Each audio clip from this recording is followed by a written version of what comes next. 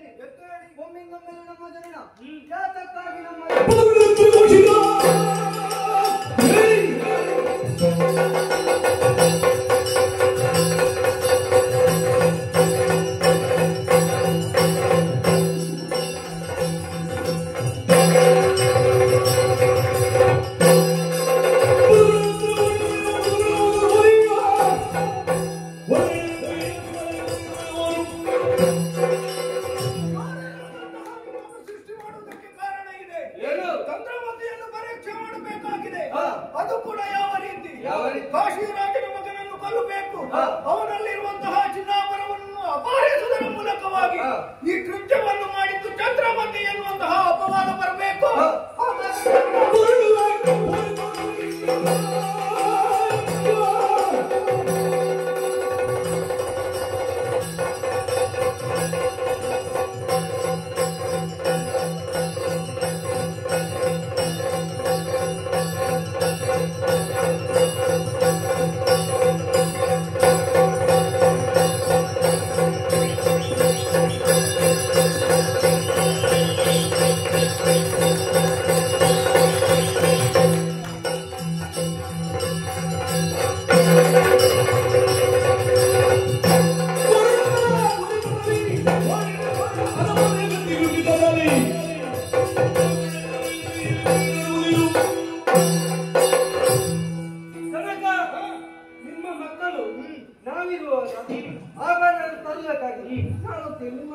ಆದಷ್ಟು ಶೀಘ್ರವಾಗಿ ಹೋಗಿ ಬನ್ನಿ.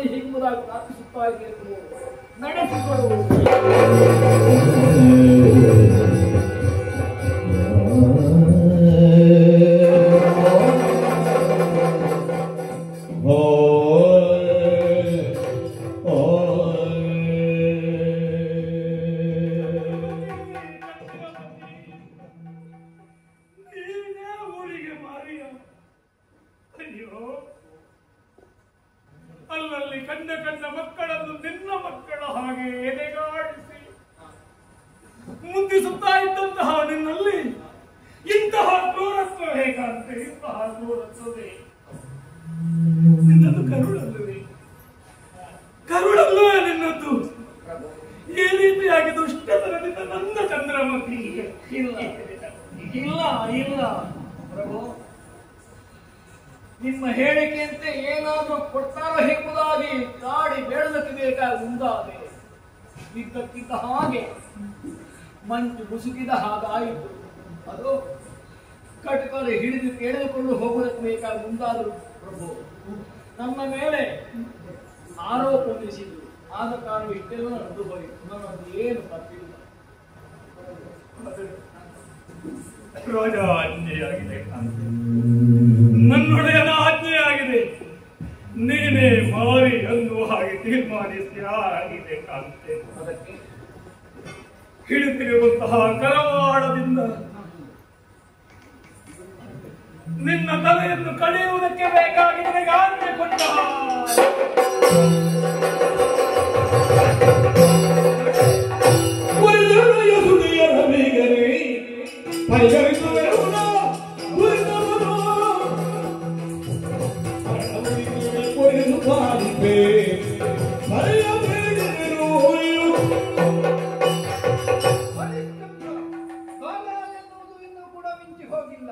ಸತ್ಯ ಸತ್ಯ ಎನ್ನುವ ಹಾಗೆ ಯಾಕೆ ಸಾಯುತ್ತಿ ಎನ್ನುವುದೇ ನನಗೆ ಅರ್ಥವಾಗ್ತಾ ಇಲ್ಲ.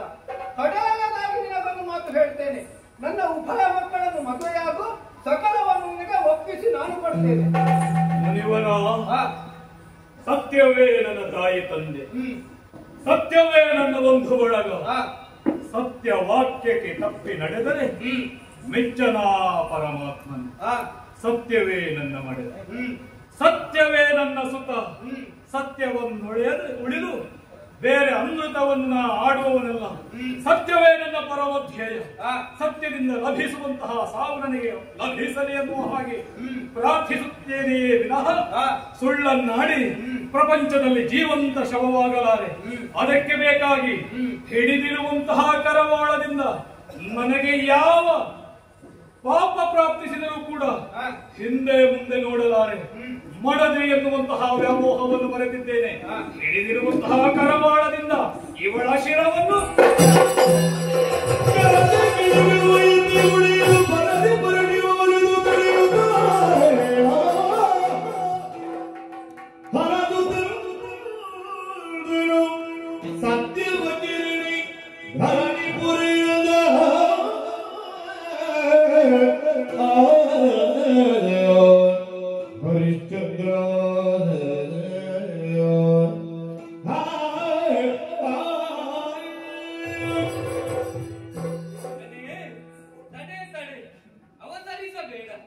ಮಗ ಅಳಿದು ಹೋದ ಎನ್ನುವ ಹಾಗೆ ದುಃಖಿಸುತ್ತಾ ಇರುವೆಯ? ದುಃಖಿಸಬೇಡ ಮಗನೇ, ಇದೆಲ್ಲ ನಾನಾಡಿದ ಲೀಲೆ ಅಷ್ಟೇ. ಪರೀಕ್ಷೆಯಲ್ಲಿ ನೀನು ಉತ್ತೀರ್ಣನಾಗಿದ್ದೀಯ. ನಿನ್ನ ಸತ್ಯಕ್ಕೆ ಮೆಚ್ಚಿ ಮೃತ್ಯುಂಜಯನಾದಂತಹ ನಾನೇ ಮೈದೋರಿ ಬಂದಿದ್ದೇನೆ. ಮಗನನ್ನು ಕಳೆಯುತ್ತೆ ಎನ್ನುವಂತಹ ದುಃಖವೇ ಇದೋ ನಿನ್ನ ಮಗನನ್ನು ಬದುಕಿ.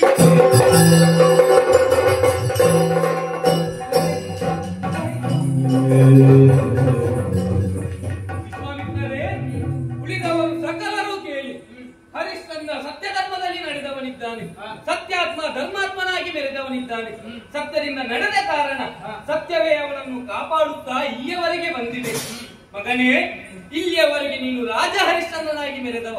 ಆದರೆ ಇನ್ನು ಮುಂದೆ ಹಾಗಲ್ಲ, ಸತ್ಯ ಹರಿಶ್ಚಂದ್ರನಾಗಿ ಲೋಕದಲ್ಲಿ ಪ್ರಖ್ಯಾತಗೊಳ್ಳುವುದಕ್ಕಿದ್ದೀಯಾ? ಇದೋ ನಿನಗೆ ಶುಭವಾಗಲಿ.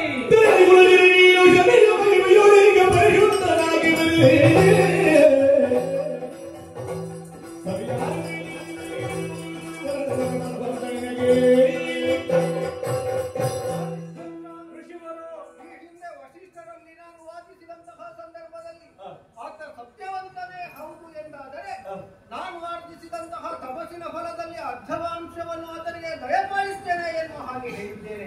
ಹಾಗಾದ ಕಾರಣ ಆ ತಪಶಕ್ತಿ ಅರ್ಧವನ್ನು ನಿನಗೆ ಇದು ದಯಪಾಲಿಸುತ್ತೇನೆ.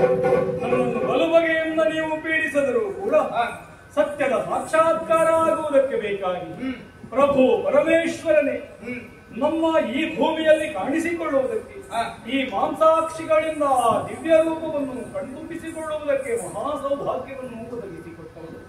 ಪುಟಕ್ಕಿಟ್ಟ ಚಿನ್ನದ ಹಾಗೆ ನಾನು ಆಗುವುದಕ್ಕೆ ಪರೋಕ್ಷವಾಗಿ ಋಷಿವರರಾದಂತಹ ನೀವು ಕಾರಣರಾಗಿದ್ದೀರಿ. ಈ ರೀತಿಯಾಗಿ ನೀನು ವ್ಯಥೆಪಡುವುದಕ್ಕೂ ಕಾರಣ ಇದೆ. ಶನಿಯ ಕೃಪೆಗೆ ಒಳಗಾದಂತಹ ನೀನು ಈ ರೀತಿಯಾಗಿ ಕಷ್ಟಗಳನ್ನೆಲ್ಲ ಅನುಭವಿಸಬೇಕಾಯಿತು. ಪ್ರಾರಂಭದಲ್ಲಿ ಶನಿ ನಮ್ಮನ್ನು ಆವರಿಸಿದಾಗ ನಮ್ಮಲ್ಲಿರುವಂತಹ ಸಕಲವನ್ನು ಆತ ಕಸಿದುಕೊಳ್ತಾನೆ. ಕೊನೆಯ ಹಂತದಲ್ಲಿ ನಮ್ಮನ್ನು ಬಿಟ್ಟು ಹೋಗುವಾಗ ಆತ ಕಸಿದುಕೊಂಡದಕ್ಕೆ ಇಮ್ಮಡಿಯಾಗಿ ನಮಗೆ ಅನುಗ್ರಹಿಸುವವನಿದ್ದಾನೆ. ಹಾಗಾದ ಕಾರಣ ಸಕಲವೂ ನಿನ್ನ ಪಾಲಾಗಿದೆ. ಹಾಯಾಗಿ ನಿನ್ನದಾದಂತಹ ರಾಜ್ಯವನ್ನು ಆಳ್ವಿಕೆ ಮಾಡುತ್ತಾ ಬಾ. ನಿನ್ನ ಹೆಸರು ಸತ್ಯ ಹರಿಶ್ಚಂದ್ರ. ದೃಷ್ಟಿಯನ್ನು ಮೀರಿದಂತಹ ಶನಿಯ ಕರುಣಾ ದೃಷ್ಟಿಯಿಂದಲಾಗಿ ಮತ್ತೊಮ್ಮೆ ಅಯೋಧ್ಯಾಧಿಪತಿಯಾಗಿ ಬೆರೆಯುವಂತಹ ಸೌಭಾಗ್ಯ.